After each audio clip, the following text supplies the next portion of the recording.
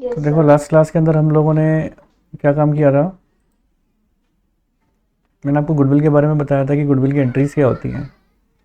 Goodwill अगर cash में होती है तो एंट्री क्या करते हैं। मैंने आपको बताया था कि गुडविल अगर ऑलरेडी ओपन हो बुक्स के अंदर तो आप एंट्री करोगे गुडविल को बंद करने की, और एंट्री क्या हो जाएगी, old partners capital account debit to goodwill.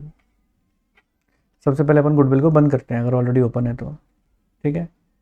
और अगर फिर गुडविल ऑलरेडी ओपन थी आपने बंद कर दी, अगर अब गुडविल अगर कैश में आ रही है और जो ओपन थी वो तो बंद कर दी, तो अब सिचुएशन हो गई नॉट ओपन की। तो नॉट ओपन के वक्त गुडविल कैश में हो तो हम क्या एंट्री करेंगे, दो एंट्री करेंगे। पहली entry cash account debit to premium for goodwill, और दूसरी entry premium for goodwill account debit to sacrificing partner capital account.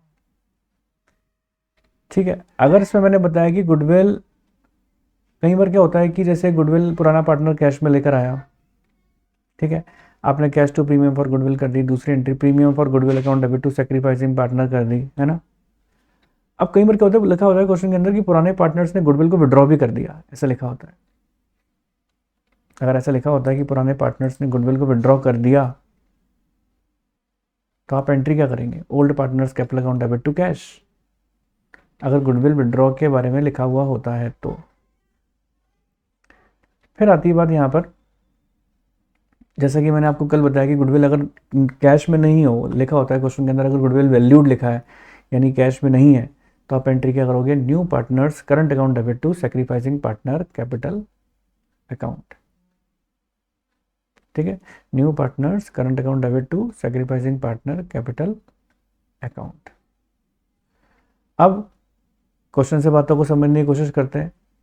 एक जैसे रिपीटेड क्वेश्चंस को मैं इग्नोर कर दूंगा, लेकिन अभी एक बार के लिए स्टार्ट करते हैं अपन। लिखा है Uday and Arman are partner sharing profits and losses in the ratio 3:2। Ratna, they admit Ratna into partnership for 1/4 share. Ratna को इन्होंने एडमिट किया 1/4 शेयर के लिए। The new profit sharing ratio is 5:4:3। यानी कितना अच्छा है देखो, क्वेश्चन मेकर ने हमको ओल्ड रेशो भी दे दिया, न्यू रेशो भी दे दिया, हमसे न्यू रेशो नहीं कैलकुलेट करवाया, और लिखा है Ratna brings into the business 1 lakh for her capital but could not bring any amount for goodwill. साफ लिख दिया ना, but could not bring any amount for goodwill. यानी साफ साफ लिखा हुआ है गुडविल के लिए रत्ना नई पार्टनर कोई कैश लेकर नहीं आई। एंट्री क्या करोगे आप, the firms goodwill on Ratnas admission is valued 96,000। पूरे फर्म की गुडविल वैल्यूड थी 96,000। आपको क्या एंट्री करनी है यहाँ पर, आपको एंट्री करनी है cash account debit to Ratna's capital. क्या एंट्री करोगे, cash account debit to Ratna's capital 1 lakh से। कैपिटल की एंट्री कर दी क्योंकि कैपिटल 1 लाख रुपीस की लेकर आ रही थी वो, है ना। अब इसके बाद मैं आपको बताना चाह रहा हूँ कि गुडविल क्योंकि नॉट इन कैश थी, तो हम एंट्री क्या करते हैं, new partner current account debit to old partners capital या सेक्रीफाइसिंग पार्टनर कैपिटल। तो न्यू पार्टनर करंट अकाउंट आप डेबिट कर रहे हो और कैपिटल अकाउंट को आप क्रेडिट कर रहे हो, तो ऑब्वियस सी बात है हमें सेक्रीफाइसिंग रेशो चाहिए होगा। क्वेश्चन के अंदर हमारे पास ओल्ड रेशो भी है, न्यू रेशो भी है, तो हमने क्या काम किया, old ratio minus new ratio कर दिया। यहाँ पर भी अपन ने old ratio minus new ratio कर दिया। न्यू रेशो में 5/12 कैसे लिखा मैंने, 5 + 4 9, 9 + 3 12 होता है, ठीक है। तो मैंने क्या लिखा, 5/12 एंड 4/12, ठीक है। अब माइनस करने पर मेरे पास कितना आया, ये 11/60। यहाँ कितना आया, 4/60। तो अब वैसे मैं लिख इसको 11:4 रहा हूँ, लेकिन मुझे अगर टोटल गुडविल दे रखी है क्वेश्चन के अंदर, देखो 11:4 का मतलब क्या हुआ, 11 + 4 15। अब आप देख रहे हो यहाँ पे मैंने 15 ले लिया। अब मैं वो कारण समझाऊंगा आपको। यहाँ मैंने देखो, मैं चाहता तो 11/60 से इंटू करता ना, लेकिन मैंने 11/60 से ना करके किससे किया, 11/15 से। मैं 11/15 से कर सकता हूँ, कब कर सकता हूँ, अगर मुझे यहाँ पर नए पार्टनर का हिस्सा लिखा हुआ हो तो। जैसे देखो मेरे पास क्वेश्चन के अंदर पूरे फर्म की गुडविल दे रखी है, कितनी दे रखी है, 96,000। ये देखो 96,000 दे रखी थी, मैंने नए पार्टनर का हिस्सा निकाला। नए पार्टनर का देखो जो रेशो है ना वो है 5/4 यानी 3/12। तो नए पार्टनर का हिस्सा मैंने निकाला 3/12, 96,000 इंटू 3/12। तो मेरे पास न्यू पार्टनर का शेयर आ गया कितना है, 24,000। अगर मेरे पास न्यू पार्टनर का शेयर है तब तो मैं यहाँ 11 + 4 15 से डिवाइड कर सकता हूँ, यानी 11/15 और 4/15।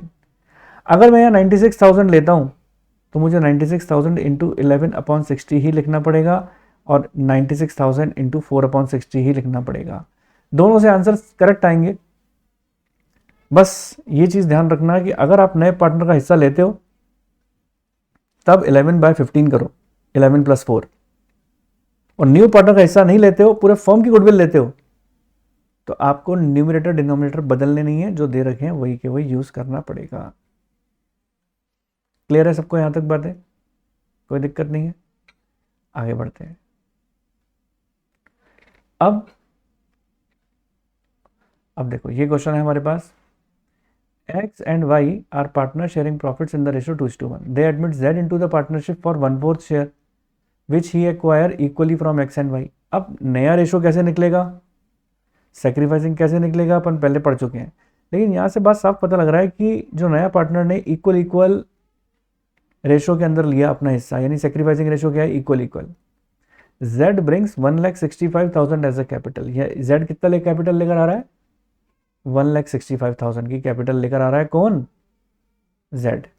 तो एंट्री क्या करोगे, कैश अकाउंट डेबिट टू जेड्स कैपिटल। ठीक है, कितने की लेकर आ रहा है, 1,65,000 की कैपिटल लेकर आ रहा था, अपन ने कर दी entry, cash account debit to जेड्स कैपिटल। आगे देखो क्वेश्चन के अंदर क्या लिखा है, goodwill already appears in the books के अंदर ऑलरेडी गुडविल प्रेजेंट है। तो जब गुडविल ऑलरेडी प्रेजेंट होती है बुक्स के अंदर तो हम उसको राइट ऑफ कर देते हैं, राइट ऑफ मतलब क्लोज कर देते हैं। तो एंट्री क्या कर दोगे, old partners capital to goodwill, कौन से रेशो में, ओल्ड रेशो में। ठीक है, तो यानी ये एंट्री हमारी हो गई, नए पार्टनर की कैपिटल लाने की एंट्री आपकी हो गई। अब आप गुडविल जो कैश में लेकर आ रहा है ना पार्टनर, अब उसकी एंट्री करेंगे। ठीक है, जैसे देखो लिखा है ना 30,000 गुडविल इन कैश, जो नया पार्टनर है जेड लिखा है ना, जेड ब्रिंग्स, जब ब्रिंग वर्ड लिखा होता है तो हम समझ जाते हैं गुडविल कैश में। हालांकि क्वेश्चन मेकर कितना अच्छा है, इसने देखो साफ साफ ही लिख दिया कि गुडविल कैश में। तो हम गुडविल को कैश में लाने की क्या एंट्री करते हैं, cash account debit to premium for goodwill and premium for goodwill account debit to X capital to Y's capital. अब ये कौन से रेशो में डिस्ट्रीब्यूट कर रहे हैं अपन, सेक्रीफाइसिंग रेशो में। हालांकि अपन को देखो ऊपर पता लग रहा था ये सेक्रीफाइसिंग रेशो है, क्योंकि यहाँ पे लिखा था ना कि नया पार्टनर पुराने पार्टनर से इक्वल रेशो में ले रहा है, हमें पता लग रहा था पहले भी ये सेक्रीफाइसिंग रेशो है। लेकिन उसके बावजूद भी हो सकता है कि आपको निकाल के दिखाना पड़े, अगर बड़ा क्वेश्चन है तो निकाल के दिखाना पड़ेगा। पहले न्यू रेशो निकालोगे फिर सेक्रीफाइसिंग रेशो निकालोगे तो अल्टीमेटली 1:1 ही आएगा। लेकिन अगर ये छोटे कम मार्क्स के अंदर आया है क्वेश्चन, 2 मार्क्स 3 मार्क्स के अंदर, तो फिर नया रेशो सेक्रीफाइसिंग रेशो निकालने की जरूरत नहीं, आपको वैसे ही पता लग जाएगा। कई बार एमसीक्यू में भी आ जाते हैं ऐसे क्वेश्चन, 4 एंट्री दे देंगे, बोलेंगे बताओ। तो उम्मीद करता हूँ बात समझ में आई होगी कि अपन ने एंट्रीज सारी किस तरीके से की। अब सिमिलर क्वेश्चन के अंदर मैंने एक बात लिखी है क्या, in the above example if it is mentioned that old partner withdrew the amount of goodwill, अगर क्वेश्चन के अंदर ऐसा लिखा है कि ओल्ड पार्टनर गुडविल के अमाउंट को विड्रॉ भी कर रहे हैं, तो आप ऐसे केस के अंदर देखो क्वेश्चन सिमिलर है, मैं एंट्री क्या कर रहा हूँ, cash account debit to premium for goodwill, दूसरी एंट्री क्या कर रहा हूँ, premium for goodwill to X capital to Y's capital, है ना। और फिर उसके बाद मैं विड्रॉ करने की एंट्री भी करूंगा अगर क्वेश्चन में मेंशन होगा तो, और वो आपको याद करनी है। अगर ओल्ड पार्टनर्स की गुडविल को अपन विड्रॉ करते हैं तो एंट्री करते हैं old partners capital account debit to cash. जैसे आपने देखो यहाँ पर जो जमा की थी ना, वही की वही गुडविल विड्रॉ हो गई, तो विड्रॉ करने की एंट्री कर दी ओल्ड पार्टनर टू कैश। अगर वो बोलता हाफ गुडविल विड्रॉ हुई है तो इसका हाफ लिखता मैं। ठीक है, चलिए नेक्स्ट। अब केस नंबर 3 आ रहा है, देखो sometimes it is mention in the question that only a part of the amount of goodwill is withdrawn, जैसे कि मैंने अभी आपको बताया हाफ अगर लिखा होता है ऐसे क्वेश्चन के अंदर half amount of goodwill withdrawn हुआ है, तो जितनी ऊपर गुडविल आपने बांटी थी ना ये, इसका हाफ विड्रॉ करोगे देखो। ठीक है, तो ये थे क्वेश्चन हमारे, उम्मीद है समझ में आए होंगे। ये सिमिलर क्वेश्चन है तो कोई दिक्कत नहीं आएगी, ये भी सिमिलर क्वेश्चन है, इसमें भी आपको कोई दिक्कत नहीं आएगी। अगर जिस क्वेश्चन के अंदर कोई नई बात होगी उसी क्वेश्चन की चर्चा अपन करेंगे। ठीक है, बढ़ते जाते हैं, देखते जाते हैं।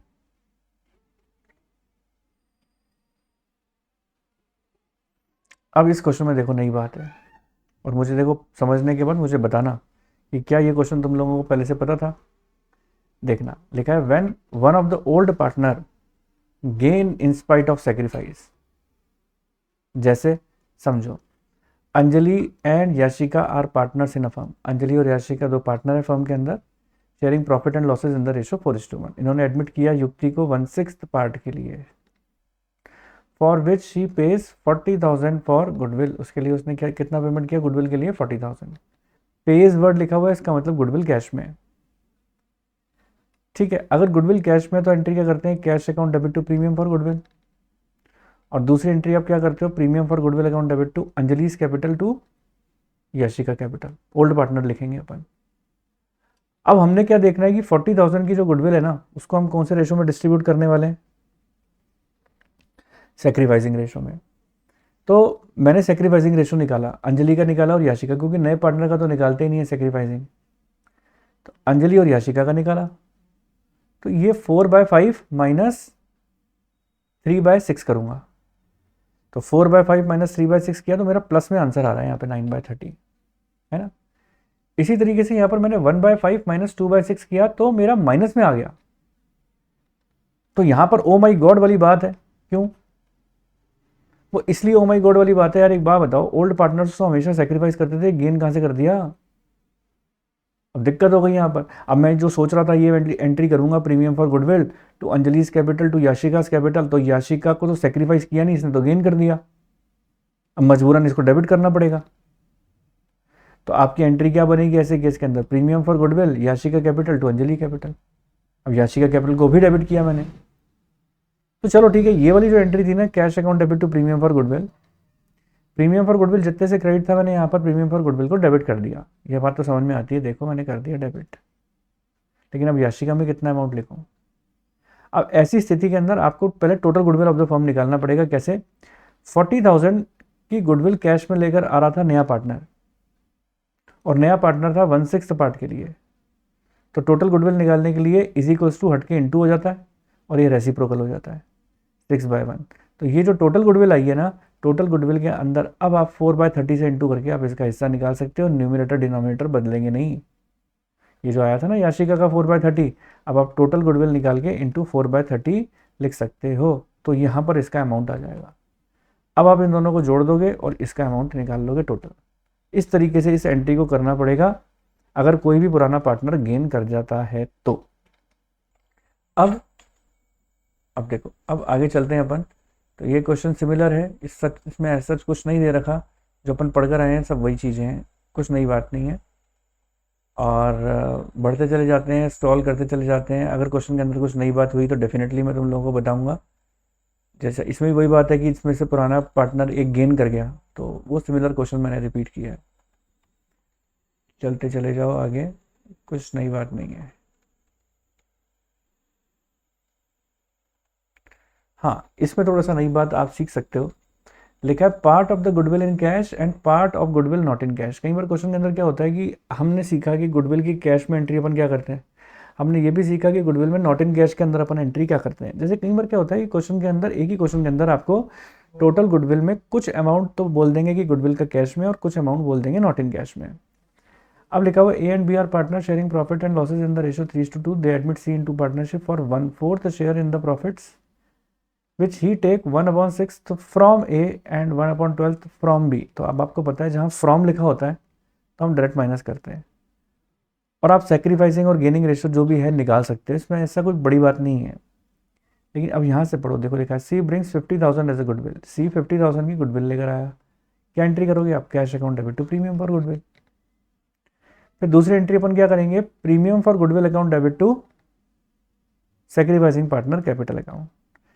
देखो लैंग्वेज बोल रहा है सी, मैंने ब्लू से देखो टिक भी लगाया, ग्रीन से भी लगाया है, हाईलाइट किया है। क्या लिखा है क्वेश्चन के अंदर, C bring 50,000 as a goodwill out of his share of 90,000। Total goodwill का जो हिस्सा था नए पार्टनर का 90,000 था, उसमें से वो 50,000 की गुडविल कैश में लेकर आया है। तो अगर 50,000 की गुडविल वो कैश में लेकर आया तो आप एंट्री क्या कर दोगे, cash account debit to premium for goodwill 50,000 and premium for goodwill account debit to A's capital to B's capital. ये 50,000 की एंट्री की है, लेकिन स्टिल 90 में से 50 की ही एंट्री हुई है, 40,000 अभी भी बचे हुए हैं। तो 40,000 नॉट इन कैश है, और जब 40,000 नॉट इन कैश है तो अपन को नॉट इन कैश की एंट्री करनी पड़ेगी, और वो क्या हो जाएगी, C's current account debit to A's capital to B's capital, 40,000 को अपन सेक्रीफाइसिंग रेशियो में डिस्ट्रीब्यूट कर देंगे। यानी एक ही क्वेश्चन के अंदर अगर गुडविल का कुछ पार्ट कैश में है तो आप कैश की एंट्री कर दो, बाकी पार्ट अगर नॉट इन कैश है तो हम नॉट इन कैश की एंट्री कर देंगे। क्लियर है यहां तक? चलिए बढ़ते हैं अपन आगे।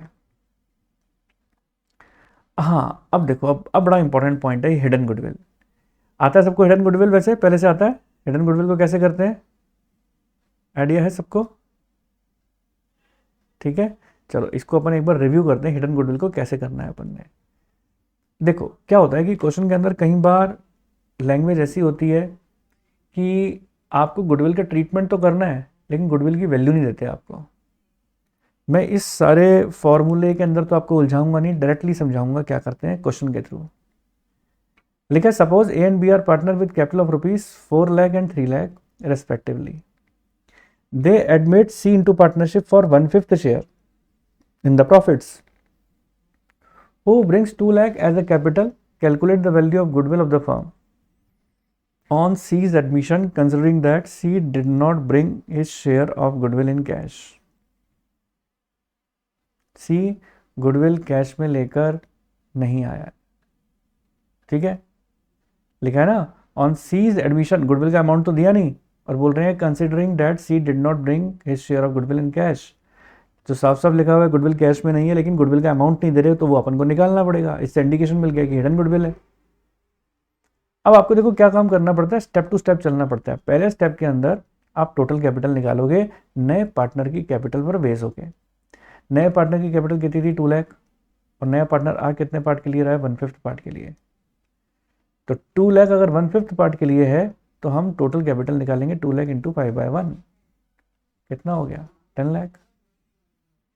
2 लाख इंटू 5/1, टोटल कैपिटल कितना हो गया, 10 लाख। अब आप देखो यहां पर भी मैंने टोटल कैपिटल निकाली, और एक और तरीका होता है टोटल कैपिटल निकालने का स्टेप नंबर 2 में। ए की कैपिटल दे रखी है, बी की कैपिटल भी दे रखी है, सी की कैपिटल भी दे रखी है, तीनों की कैपिटल को प्लस कर दो, ये आ गई। एक मैंने केस नंबर 1 से निकाली कैपिटल, एक मैंने केस नंबर 2 से निकाली कैपिटल, लेकिन केस नंबर 2 के अंदर कैपिटल कम आ रही है, केस नंबर 1 के अंदर कैपिटल ज़्यादा आ रही है। तो जो केस नंबर 1 के अंदर कैपिटल कितनी ज़्यादा आ रही है 2 से, that will be your total goodwill of firm. समझ गए? केस नंबर 1 में 10 लाख है, केस नंबर 2 में 9 लाख है, तो that will be the 1 lakh is the total goodwill of firm. अब 1 लाख पूरे फर्म की गुडविल है, आप जानते हो नए पार्टनर का हिस्सा 1/5 है, तो 1 लाख का अपन 1/5 निकालेंगे, आ जाएगा 20,000, और उससे आपको एंट्री करनी पड़ेगी new partner current account debit to sacrificing partner capital account. समझ गए? इनमें एक चीज का ध्यान रखना, मैंने देखो अभी कैपिटल कौन कौन सी ली है, ए की कैपिटल 4 लाख, बी की कैपिटल 3 लाख, और सी की कैपिटल भी ली है मैंने 2 लाख, है ना। अगर क्वेश्चन के अंदर रीवैल्यूएशन अकाउंट दे रखा होता कि रीवैल्यूएशन का प्रॉफिट इतना है, या क्वेश्चन के अंदर कुछ रिजर्व्स दे रखे होते, तो हम क्या काम करते हैं, आपकी कैपिटल आप इतने लिखते हो, यहाँ पे लिखते हो इधर। अगर क्वेश्चन के अंदर, हालांकि हमारे वाले क्वेश्चन में रीवैल्यूएशन का प्रॉफिट था नहीं, अगर होता या किसी भी तरीके के कोई रिजर्व होते हैं या ऑलरेडी ओपनड गुडविल होती है, तो उनके एडजस्टमेंट करने के बाद जो कैपिटल होती है ना, उनको प्लस करते हैं अपन। जैसे अभी देखो अपन ने ऊपर किस किस को प्लस किया, जो क्वेश्चन के अंदर 4 लाख दे रखी है, जो 3 लाख दे रखी है, जो 2 लाख दे रखी है। लेकिन अगर इस क्वेश्चन के अंदर रिवैल्यूएशन का प्रॉफिट नहीं था, इस क्वेश्चन के अंदर बैलेंस शीट नहीं है जहां से मुझे पता लगे कि पुराने रिजर्व्स कितने हैं जो पार्टनर्स में डिस्ट्रीब्यूट होते हैं, इस क्वेश्चन के अंदर बैलेंस शीट नहीं है, मुझे पता नहीं है कि गुडविल ऑलरेडी ओपन थी कि नहीं थी। अगर ऐसा कोई क्वेश्चन होता जिसके अंदर आपको रिवैल्यूएशन का प्रॉफिट भी दे रखा होता या जनरल रिजर्व भी दे रखा होता या गुडविल ऑलरेडी ओपन होती, तो आपको ऐसा पार्टनर्स कैपिटल अकाउंट बना के जो ये जो बैलेंस सीडी वाली कैपिटल होती है ना, इसको और नए पार्टनर की कैपिटल को जोड़ते हैं हिडन गुडविल निकालने के लिए। लेकिन इसमें नहीं थी इसलिए कोई फर्क पड़ा नहीं। तो उम्मीद है जो कंसेप्ट मैंने आपको हिडन गुडविल का समझाया, आपको अच्छे तरीके से जो मैंने बातें बताई समझ में आई होंगी। अब देखो ये सारी चीज़ों को करने के बाद अब हमारे पास कौन सा टॉपिक आ रहा है? अब हमारे पास टॉपिक आ रहा है some cases of revaluation of assets and liability. हालांकि देखो मैंने आपको पिछले चैप्टर के अंदर ये बात बता दी थी कि रिवैल्यूएशन अकाउंट को कैसे बनते हैं। कोई भी एसेट या कोई भी लायबिलिटी के बढ़ने या घटने से कोई नुकसान होता है तो रिवैल्यूएशन के डेबिट में आता है, और अगर फ़ायदा होता है तो रिवैल्यूएशन अकाउंट के क्रेडिट साइड में आता है। यहाँ पर मैंने कुछ केसेस बताए हैं कि जो आपको यूजुअली आपके क्वेश्चंस के अंदर आते हैं और हमें पता नहीं लगता कि हम इसका ट्रीटमेंट रिवैल्यूएशन में क्या करेंगे। तो उन केसेस को अपन कंसिडर कर लेते हैं, 25-30 केस हैं, देख लेते हैं।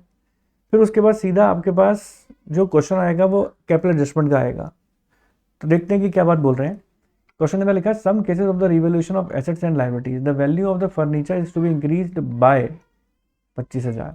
तो मैंने बताया था जहाँ बाय वर्ड लिखा होता है वहाँ सेम टू सेम उसी वैल्यू को ही हम रिवैल्यूएशन अकाउंट में लिखते हैं। क्वेश्चन के अंदर लिखा है value of furniture is to be increased by, increase हो रहा है, क्या इंक्रीज हो रहा है? फर्नीचर इंक्रीज हो रहा है, फ़ायदा हो गया, फ़ायदा हो गया तो हम इसको क्रेडिट में लिखेंगे, है ना। लेकिन क्वेश्चन के अंदर बोल रहे हैं कि जो बुक वैल्यू थी यानी जो बैलेंस शीट में फर्नीचर की वैल्यू दे रखी है वो 10,000 है, और इंक्रीज बाय 25,000 कह रहा है, ये 25,000 रुपये से बढ़ गया, तो हमारे फ़ायदा तो 25,000 ही हुआ है ना। जहाँ बाय वर्ड लिखा होता है मैंने बताया था वहाँ डिफरेंस नहीं देखते, सेम टू सेम अमाउंट लिखते हैं। तो रिवैल्यूएशन अकाउंट के क्रेडिट साइड में दिखाओगे आप, ठीक है, रिवैल्यूएशन अकाउंट के क्रेडिट साइड में दिखाएंगे अपन 25,000, और इससे जर्नल एंट्री करने को बोलूँगा तो क्या करोगे? Furniture account debit to revaluation, ठीक है ना। अगर यही वर्ड बाय ना लिख के टू लिखा होता तो आप क्या काम करते? 25,000 में से 10,000 को आप डिफरेंस देखते कि भाई 15,000 हो गया, और रिवैल्यूएशन अकाउंट के अंदर आप क्रेडिट साइड में 15,000 दिखाते हैं। एंट्री क्या हो जाती? Furniture account debit to revaluation account. बस इन चीज़ों का ध्यान रखना है, जहाँ बाई वर्ड होगा वही का वही अमाउंट आ जाएगा, जहाँ टू वर्ड होगा वहाँ आप बैलेंस शीट की वैल्यू और एडिशनल इन्फॉर्मेशन का डिफरेंस देखोगे, ठीक है। चलो अब बढ़ते हैं अपन आगे की ओर। आगे क्या लिखा हुआ है देखो, क्वेश्चन के अंदर आगे लिखा हुआ है the value of furniture, the value of furniture has to be brought up to 140% of its value, यानी जितनी भी आपकी वैल्यू है उसका 140% आप निकालो। आपके फर्नीचर की कीमत दे रखी है 10,000, 10,000 का मैं 140% निकालता हूँ, ठीक है। ये देखो 10,000 का 140% निकाला तो 14,000 आ गया, यानी आपकी फर्नीचर की वैल्यू 10,000 से सीधा 14,000 पहुँच गई, यानी 4,000 बढ़ गई, 4,000 बढ़ गई। तो देखो बाई फर्नीचर लिख दिया मैंने, तो furniture account debit to revaluation entry हो जाएगी, सिंपल, क्लियर। चलिए आगे बढ़ते हैं, ये इंपॉर्टेंट है देखो सर। चलिए आगे बढ़ते हैं। फिर लिखा है stock is to be undervalued, undervalued by by, यहाँ पर भी बाय वर्ड है, जहाँ पर वर्ड बाय होगा वहाँ सिमिलर वही की वही वैल्यू लिखेंगे। लिखा हुआ है stock is found under valued bye 5,000, stock की वैल्यू ज़्यादा थी लेकिन आपने उसको ज़बरदस्ती अंडर वैल्यू कर रखा है। आप, मेरी वैल्यू ज़्यादा है लेकिन आपकी नज़रों के अंदर आप मुझको अंडर वैल्यू समझते हो, लेकिन मेरी एक्चुअल में वैल्यू तो मेरी ज़्यादा है, और जब असलियत पता लगेगी तो वो मेरी वैल्यू ऊपर हो जाएगी कि नीचे हो जाएगी? ऊपर हो जाएगी ना। यही चीज़ इसके अंदर है कि आप वैसे स्टॉक की कीमत ज़्यादा थी, आप उसकी वैल्यू कम समझ रहे थे 5,000, जब असलियत पता लगी 5,000 बढ़ जाएंगे, तो जैसे ही फायदा हो जाता है तो रिवैल्यूएशन के क्रेडिट में लिखते हैं, एंट्री हो गई स्टॉक टू रिवैल्यूएशन, ठीक है। अब क्वेश्चन लिखा हुआ है stock found under valued bye 20%, आपके पास जो भी स्टॉक की कीमत है वो 20% से अंडर वैल्यू है। बच्चे क्या काम करते हैं? 20,000 का 20% निकालते हैं, 4,000 से एंट्री करते हैं, गलत है। आपको क्या काम करना है? 20,000 20% से अंडर वैल्यूड है, इसका मतलब ये 80% है। तो यूनिटरी मेथड हमारा मैथ्स का क्या कहता है? 20,000 अगर 80% है तो 100% कितना होगा? 25,000 होगा। तो पहले कीमत जो थी वो 20,000 थी और अब कीमत कितनी हो गई, 25,000 हो गई। तो कितने से बढ़ गई, पहले 20 थी अब 25 हो गई, तो 5,000 से बढ़ गई। तो 5,000 से बढ़ गई तो अब रिवैल्यूएशन अकाउंट के क्रेडिट साइड में दिखाओगे। एंट्री क्या हो जाएगी, स्टॉक टू रिवैल्यूएशन। ठीक है। अब देखो, अब यहाँ पर अपने पास बात आती है, stock is found over valued bye 9,000। Stock is found over valued. आपको पता लगा कि आपने स्टॉक को ज़बरदस्ती ज़्यादा वैल्यू समझ रखा है, एक्चुअल में उसकी कीमत इतनी है ही नहीं। अगर उसकी इतनी कीमत नहीं है तो आप उसकी कीमत कम कर दोगे। बाय लिखा हुआ है, बाय, तो इसी कीमत को ही कम करना पड़ेगा ना आपको। अगर मैं स्टॉक की कीमत को कम करूंगा तो ये डेबिट साइड में चला जाएगा। एंट्री हो जाएगी revaluation account debit to stock, 9,000 रुपये। ठीक है। अब जैसे मैंने अंडर वैल्यूड के अंदर आपको परसेंटेज बताई थी, वैसे मैं अब ओवर वैल्यूड में भी आपको परसेंटेज बता रहा हूं। Stock is over value to the extent of 20%। ठीक है। आपको गिवन बुक वैल्यू कितनी दे रखी है, 54,000। अगर स्टॉक की कीमत आपने 20% से ज़्यादा लगा रखी है, इसका मतलब 100% एक्चुअल वैल्यू थी, आपने 20% ज़्यादा लगा रखी है, यानी 120% पर आपने उसको वैल्यू कर रखा है, जबकि उसकी वैल्यू 100% ही थी। तो इसका मतलब ये हुआ कि 54,000 रुपीज़ जो है वो 120 के ऊपर वैल्यूड है, तो 100 पर वैल्यू कितनी होगी, और वो होगी 45,000। तो इसका मतलब यही हुआ कि मुझे स्टॉक की कीमत को कम करना पड़ेगा, क्योंकि मैं उसको ज़बरदस्ती ओवर वैल्यूड करके बैठा हूँ। आप उसको वैल्यू करके बैठे हो 54,000 पर, जबकि उसकी वैल्यू कितनी है 45, यानी आपको उसकी वैल्यू को रिड्यूस करना पड़ेगा 9,000 रुपये से। जैसे ही स्टॉक की कीमत को अपन ने रिड्यूस किया, 9,000 रुपये आ गए। एंट्री हो जाएगी रिवैल्यूएशन टू स्टॉक। यही सारे एडजस्टमेंट्स आपको दे रखे होते हैं और कुछ भी नहीं है। ठीक है। नेक्स्ट हमारे पास आ रहा है, a major part of the stock included in the books at ₹9700 has been badly damaged and is expected to release 700। कहते हैं स्टॉक 9700 का था, ये रहा जो टोटल स्टॉक था 54,000 था, लिखा हुआ है क्वेश्चन में, उसमें से 9700 का स्टॉक डैमेज हुआ। अब उससे केवल 700 ही रिकवर हो पा रहे हैं आपको। तो 9,700 का में से 700 तो रिकवर हो गए, एक्चुअल में लॉस कितने का हुआ, 9,000 का आ गया यहाँ पे। एंट्री हो जाएगी revaluation to stock. Typical transaction है, इसको थोड़ा सा समझना पड़ेगा। क्लियर नहीं हुआ तो मैं वापस रिपीट कर सकता हूँ, क्लियर हो गया तो लाइक कर दो एक बार, पता लग जाए कि हाँ ठीक है यहाँ तक क्लियर है। चलिए, बाकी बच्चे दोनों, गुरताज, गुरसिमरन, ठीक है, आगे बढ़ते हैं। Out of the total creditor, a sum of rupees 32,000 is due to C, a new partner, which is to be transferred to capital account। ये कहते हैं टोटल क्रेडिटर जिसको आपको 32,000 का पेमेंट करना था, ठीक है ना, अब उस क्रेडिटर को आपने as a new partner admit कर दिया पार्टनरशिप में। ठीक है। तो उसको जो कैपिटल लेकर आनी थी, आपने क्रेडिटर्स, यानी उसको, जैसे हम मान लो मैं क्रेडिटर्स हूँ आपकी फर्म है, आपने मुझे 32,000 पेमेंट करने हैं। आपने मुझे एक ऑफ़र कर दिया कि हमारे यहाँ पार्टनरशिप में एडमिशन ले सकते हो, आप आ सकते हो। तो मैंने कहा जब मैं आऊँगा तो मुझे कैश भी लेकर आना पड़ेगा। आपने बोला हाँ। तो मैंने बोला कैश तो मेरे पास है नहीं। तो आप लोगों ने बोला कि ठीक है कोई दिक्कत नहीं है, कैश नहीं है ना, तो जो क्रेडिटर हो ना आप हमारे, वो हमें माफ़ कर दो। आपके 32,000 जो हमने चुकाने हैं ना, हम मान लेंगे कि वो आपकी कैपिटल है। तो हमने क्रेडिटर्स अकाउंट को डेबिट कर दिया, कैपिटल अकाउंट को क्रेडिट कर दिया अपन ने। एंट्री क्या हो जाएगी, creditors account debit to capital. क्योंकि जब अगर मैं आपकी फॉर्म में आ गया तो क्रेडिटर्स माफ, मतलब आप क्रेडिटर्स नहीं रहेंगे। क्यों नहीं रहेंगे, क्योंकि मैं आपकी फॉर्म में आ गया, मेरे को कैश लाना चाहिए था, मैं कैश लेकर नहीं आया, मैंने अपने क्रेडिटर्स को as a invested capital adjust करा दिया। तो creditors account debit to capital entry हो जाएगी। क्लियर, समझ में आया ये वाला भी एडजस्टमेंट। ऐसा नहीं है कि सारे एडजस्टमेंट एग्जाम में आएंगे, इन तरीके के कुछ एडजस्टमेंट्स आते हैं एग्जाम में। सर तो इसमें रिवैल्यूएशन, अब आप ये देख सकते हो, देखो N office equipment of ₹6,000 is unrecorded in the books. 6,000 के ऑफिस इक्विपमेंट थे जो बुक्स के अंदर अनरिकॉर्डेड हैं, तो अब हम रिकॉर्ड कर लेते हैं उनको। तो अगर अब आप रिकॉर्ड करोगे तो रिवैल्यूएशन अकाउंट के कहाँ जाएंगे, क्रेडिट साइड में। Office equipment to revaluation. Machinery is taken over by B 25,000, book value कितनी है 21,000।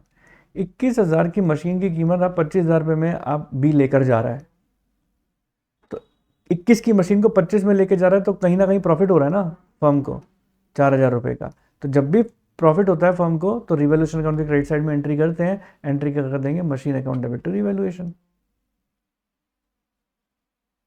ठीक है, फिर क्या लिखा हुआ है, 1/3 machinery is taken over by B for ₹25,000 and the balance is revalued at ₹48,000। Given book value 60,000। अब 60,000 का 1/3 लेकर गया है वो, 60,000 का 1/3 कितना आता है 20,000। बी कितने में लेके चला गया 25 में, है ना। तो और बाकी कितना बचा हमारा, 60,000 में से 20,000 गए तो बाकी कितने बचते हैं 40। क्वेश्चन के अंदर लिखा हुआ है जो रिमेनिंग बची है ना उसको 48 पर रिवैल्यू किया आपने, कितने पे किया 48 पे। ठीक है, तो अल्टीमेटली आप ये देखो कि हो क्या रहा है, 40 की चीज 48 में हो रही है और 20 की चीज 25 पे हो रही है। यहाँ पर 5,000 का प्रॉफिट हुआ और यहाँ पर 8,000 का, तो 8 और 5 13,000, तो 13,000 रुपये यहाँ पर आ जाएंगे। क्लियर। और ये 13,000 रुपये आपको रिवैल्यूएशन अकाउंट के क्रेडिट साइड में लिखने पड़ेंगे, तो machine account debit to revaluation हो जाएगा। अब आगे देखते हैं, लिखा हुआ है 60% of the investment taken over by A for ₹36,000, 30% of the remaining investment are taken over by B at ₹5,000 and the balance is revalued 17,000। इसमें भी वही चीज़ है, आपको थोड़ा सा डायग्राम बना के देखना पड़ेगा। टोटल आपकी इन्वेस्टमेंट की कीमत कितनी थी 50,000। अब वो कह रहे हैं कि 60% की इन्वेस्टमेंट को तो आप ए लेकर जा रहा है 36,000 में, तो 50,000 का मैंने 60% देखा, कौन लेकर गया ए, कितने में लेकर गया 50,000 का 60% 30,000 में, मतलब सॉरी 50,000 का 60% 30,000 की इन्वेस्टमेंट को कितने में लेकर गया 36,000 में, तो कितने का प्रॉफिट हुआ मुझे 6,000 का। ठीक है, अब रिमेनिंग कितनी बची 50,000 में से कितने गए 30,000 चले गए, तो बचेंगे कितने 20। अब क्वेश्चन के अंदर लिखा हुआ है कि जो बाकी बचे हैं ना बैलेंस, उसका 30% of the remaining investment are taken over by B at 5,000। तो वो जो 20,000 बची हुई है उसका 30% अपन ने निकाला, वो 6,000 आ गया, जिसको बी लेकर चला गया कितने रुपए में 5,000 रुपये में। यानी एक तरीके से 6,000 की चीज़ को 5,000 रुपये में लेकर चला गया, तो 1,000 का लॉस हो गया। अब कितना बचा है, 20 में से 6 लेकर चला गया, तो अब बैलेंस कितना बचा है 14,000, और वो जो बैलेंस बचा हुआ है ना उसको वो 17,000 में लेके जा रहा है। तो देखो 14 की चीज़ 17,000 में लेके जा रहा है, तो 3,000 का प्रॉफिट यहाँ हो गया।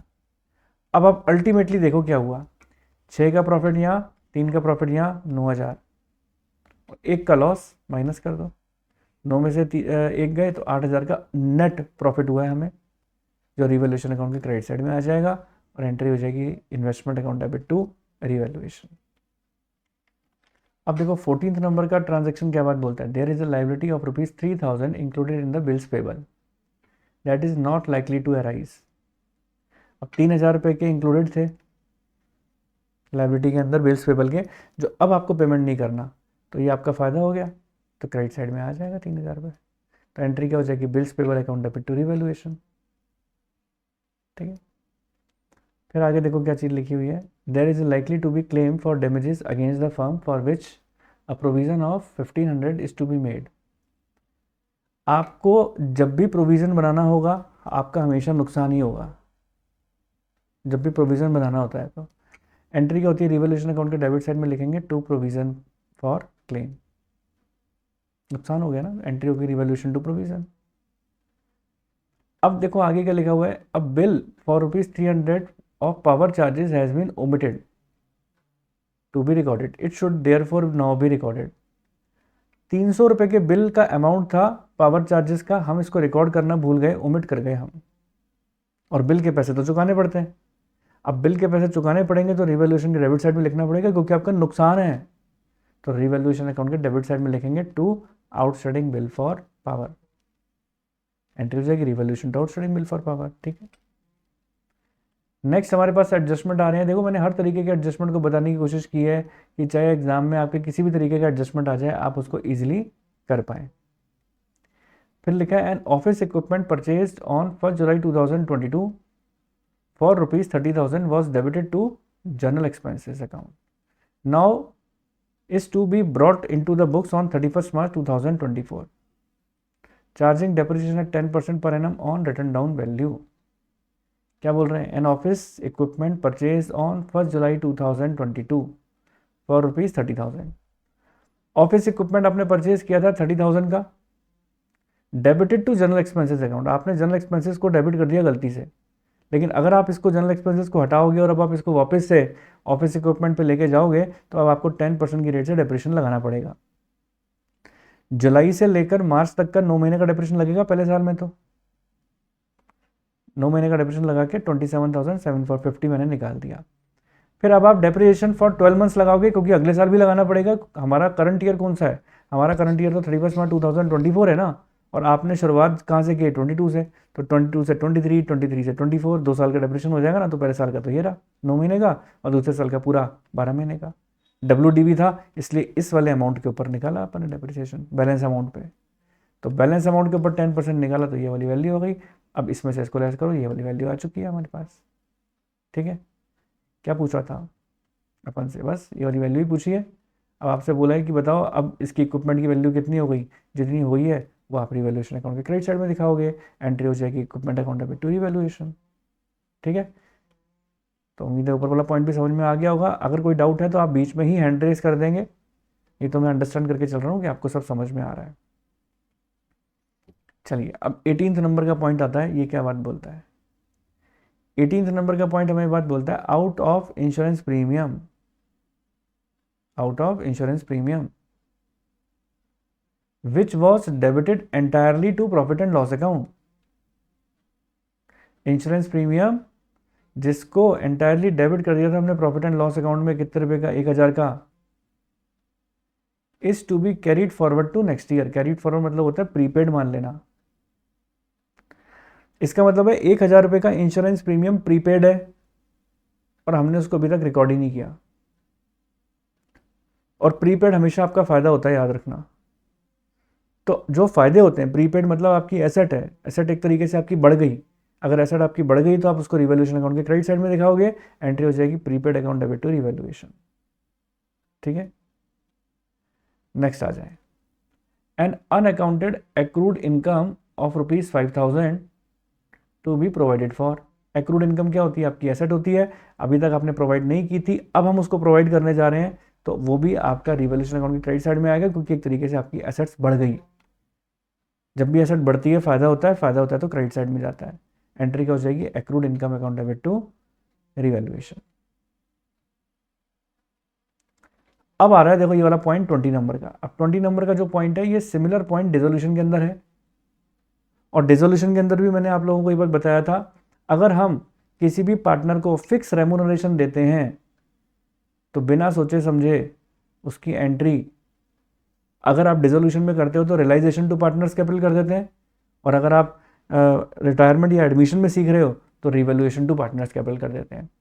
इस वाले क्वेश्चन के अंदर भी आपको ये बात बोली गई है कि हम फर्म मतलब लिखा हुआ है B a partner was to carry out reconstitution work of a firm at a remuneration of 12,000। तो यानी एक तरीके से उसको रेम्यूनरेशन मिल रही है, फिक्स रेम्यूनरेशन मिल रही है। एक्चुअल एक्सपेंसेस चाहे कितने भी हो, हमें फिक्स रेम्यूनरेशन से एंट्री करनी होगी। तो आप एंट्री करोगे revaluation account debit to partners capital, जैसे बी को मिली है तो बीस कैपिटल। सिमिलर पॉइंट अगर डिसोल्यूशन में आता है, वहां पर रियलाइजेशन के पॉइंट ऑफ व्यू से बात करेगा तो वहां पर भी सिमिलर एंट्री होगी। तो आपको ये याद करनी है, रिवैल्यूएशन और realisation account debit to partners capital fix remuneration के वक्त। पॉइंट नंबर 21 की बात करें तो क्या लिखा हुआ है? Expenses of ₹100 debited to profit and loss account. क्या लिखा हुआ है? Expenses of ₹100 debited to profit and loss accounts belong to personal expenses of A. Entry क्या हो जाएगी? A's capital account debit to revaluation. Personal expenses है ना एक, ठीक है, A's capital to revaluation. Debtor whose dues of ₹5,000 was written off as a bad debt last year paid 4,000 in full settlement.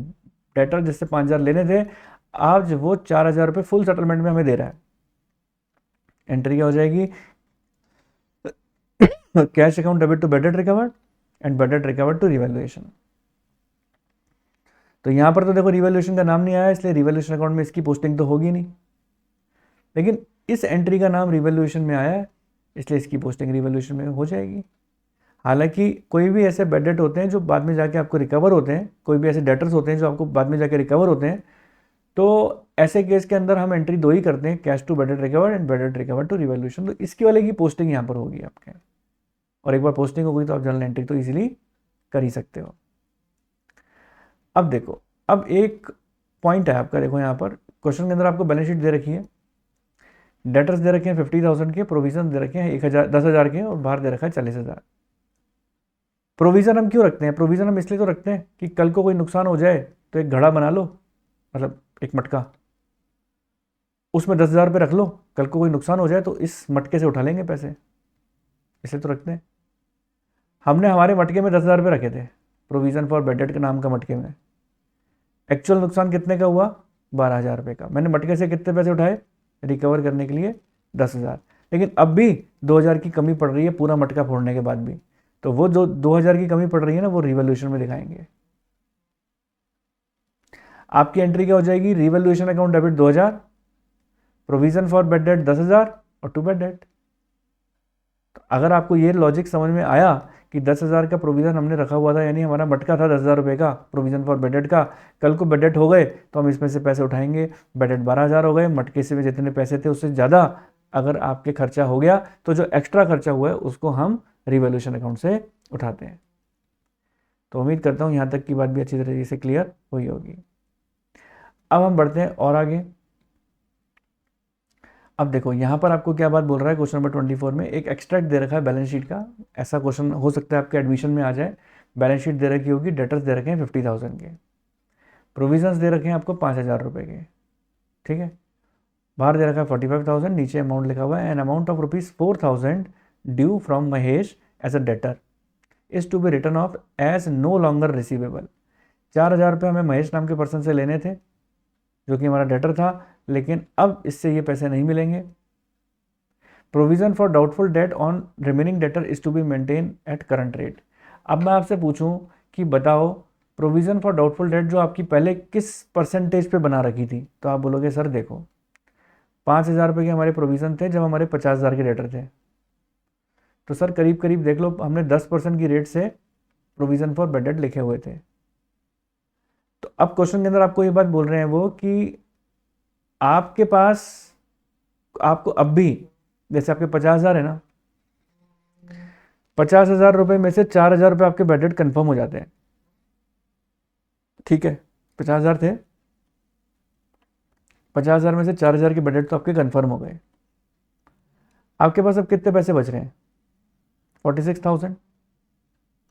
ये कहते हैं कि जो पहले परसेंटेज आपने प्रोविजन फॉर डाउटफुल डेट की रखी हुई थी ना, अब भी आपको सेम परसेंटेज माननी है। तो मैंने 46,000 का 10% ले लिया, कितना आ रहा है 4,600। मेरे पास ऑलरेडी जो प्रोविज़न है, मतलब मेरे पास जो प्रोविज़न है वो कितने के हैं, 5,000 के मेरे पास प्रोविज़न बने हुए थे ना पहले। 5,000 में से 4,000 के तो मेरे बेड डेट हो गए, मेरे पास प्रोविज़न कितने का बचा हुआ है, 1,000 का। भाई मेरा मटका कितना था, 5,000 का मेरे पास मटका था, मटके में 5,000 पड़े हुए थे। इस 5,000 के मटके में से 4,000 तो बेड डेट हो गए, अब मटके में कितने पैसे पड़े हुए हैं, 1,000, और मुझे प्रोविज़न कितने का बनाना है, 4,600 का। लेकिन ऑलरेडी 1,000 का प्रोविज़न पड़ा हुआ है, तो मैं अब की बार और कितना प्रोविज़न बनाऊंगा, 3,600 का ही तो बनाऊंगा। तो रिवैल्यूएशन अकाउंट के डेबिट साइड में मैं कितना लिखूंगा, केवल और केवल 3,600। यहाँ तक बस सबको समझ में आई, क्लियर हुई। अगर कोई डाउट है तो पूछ सकते हो कि प्रोविज़न कितने का बनेगा। चलिए, अब मैंने इसके ऊपर एक क्वेश्चन दिया था और आप लोगों को पहले करने के लिए दिया था, तो जितना भी मैंने पॉइंट एक्सप्लेन किया उस पर बेस्ड एक क्वेश्चन है जो कि आपको भी करना है। जब नोट्स दे दूंगा तो आप लोग ट्राई करना। फिर ये बड़ा क्वेश्चन आ गया रिवैल्यूएशन अकाउंट का, पूरा रिवैल्यूएशन के साथ अपन को बनाना है। हालांकि पिछले क्वेश्चन के अंदर मैं आपको रिवैल्यूएशन अकाउंट सिखा के आया हूँ, पार्टनर्स कैपिटल सिखा के लेकर आया हूँ, तो ये इसी के ऊपर ही है पूरी बातें, ठीक है। नॉर्मल रिजर्व्स का क्या ट्रीटमेंट करते हैं, किस तरीके से करते हैं, कोई नई चीज़ नहीं है इसके अंदर। वर्कमैन कंपनसेशन रिजर्व का भी क्या ट्रीटमेंट होगा ये भी अपन पिछले क्वेश्चन में सीख कर आए हैं, बिल्कुल सिमिलर ट्रीटमेंट वही है, कोई नई चीज़ नहीं है। फिर इसके बाद आता है हमारे पास इन्वेस्टमेंट फ्लक्चुएशन रिजर्व। इसका भी वही सेम ट्रीटमेंट है जो मैं पिछले चैप्टर के अंदर आपको सिखा कर आया हूँ, इसमें भी कोई नई बात नहीं है। एक एक क्वेश्चन करके मैंने फिर से एक्सप्लेन किया था। तो जब कोई नई चीज़ नहीं है तो इसको बार बार अननेसेसरी रिपीट करने का कोई सेंस नहीं है। अब आती है बात हमारे पास यहाँ पर कैपिटल एडजस्टमेंट के केसेस आते हैं। At the time of admission of partner capital adjustment कौन कौन से होते हैं, किस किस तरीके के कैपिटल एडजस्टमेंट होते हैं। तो अगली क्लास के अंदर मैं आप लोगों को कैपिटल एडजस्टमेंट बताऊंगा। कैपिटल एडजस्टमेंट बताने के पूरे बाद आपका रिटायरमेंट वाला चैप्टर भी स्टार्ट हो जाएगा। हो सकता है कि रिटायरमेंट वाले चैप्टर में थोड़ा ज़्यादा समय लगे, क्योंकि रिटायरमेंट और डेथ दो चैप्टर हैं एक्चुअल में जो एक ही चैप्टर में अपन को कवर करने हैं। कोशिश करेंगे जल्द से जल्द कवर करने की। उम्मीद करता हूँ यहाँ तक की सारी बातें आप सभी बच्चों को अच्छी तरीके से क्लियर हो गई होंगी।